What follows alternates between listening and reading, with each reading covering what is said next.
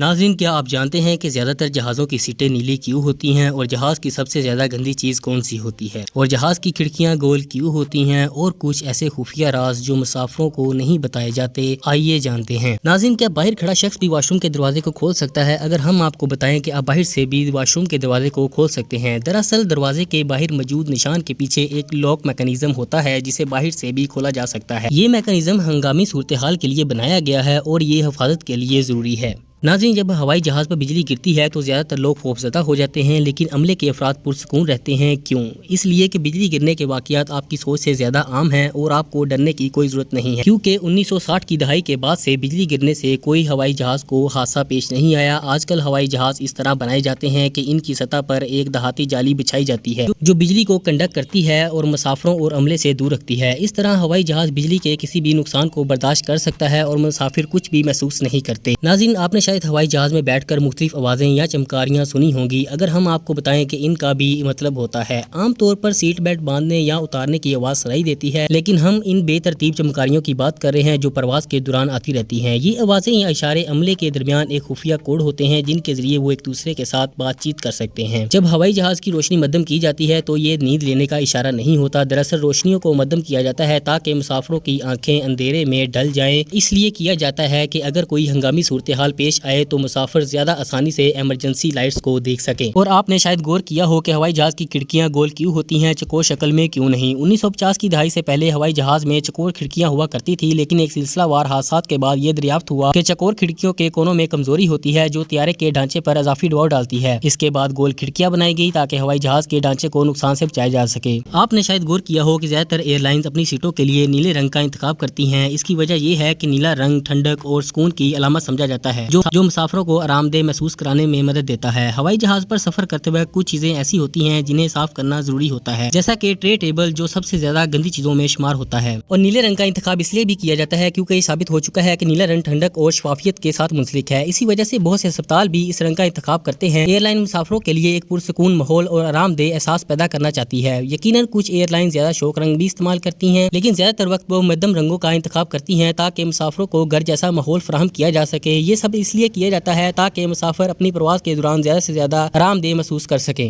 جب آپ ہوائی جہاز پر سوار ہوتے ہیں اور اپنی سیٹ پر بیٹھتے ہیں تو کیا آپ نے کبھی سوچا ہے کہ اس سیٹ پر پہلے کون بیٹھا ہوگا اور جو چیزیں آپ چھونے والے ہیں انہیں پہلے کس نے چھوا ہوگا؟ اگرچہ ہوائی جہاز روزانہ صاف کیے جاتے ہیں، پھر بھی کچھ چیزیں گندی رہ جاتی ہیں۔ کچھ تحقیق سے یہ اخذ کیا گیا ہے کہ ٹرے ٹیبل ہوائی جہاز کی سب سے گندی چیزوں میں سے ایک ہے اور واش روم کا ہینڈل بھی اس میں شامل ہے۔ یہ تجویز دی جاتی ہے کہ آپ اپنے سفر کے دوران اپنے حصے کو صاف رکھنے کے لیے سینیٹائزر ویپس لے کر جائیں۔ مجموعی طور پر ہوائی جہاز اتنے گندے نہیں ہوتے جتنا لوگ سمجھتے ہیں، لیکن ان چند جگہوں کو صاف کرنا آپ کی حفاظت اور سفر کے لطف کے لیے ضروری ہے۔ پائلٹ ہونے کے چند خاص فوائد ہوتے ہیں، مثلاً دوران پرواز ان کے لیے کھانے کا معیار عام مسافروں سے بہتر ہوتا ہے، جبکہ مسافر عام طور پر وہی کھانا کھاتے ہیں جو عملہ فراہم کرتا ہے۔ پائلٹس کو زیادہ معیاری اور مختلف کھانا دیا جاتا ہے۔ آپ شاید سوچیں کہ یہ ناانصافی ہے، لیکن یہ ایک لازمی اصول ہے جو انہیں فالو کرنا پڑتا ہے تاکہ اگر کھانے میں کوئی مسئلہ ہو تو پائلٹ متاثر نہ ہوں۔ اس کے علاوہ ہوائی جہاز کے دونوں پائلٹسوں کو ایک ساتھ کھانے کی اجازت نہیں ہے، جبکہ ایک پائلٹ اپنا کھانا ختم کرتا ہے تو دوسرے پائلٹ کو 1 گھنٹے کا انتظار کرنا ہوتا ہے تاکہ اگر کھانے سے کوئی مسئلہ ہو تو دونوں پائلٹ ایک ساتھ بیمار نہ ہوں۔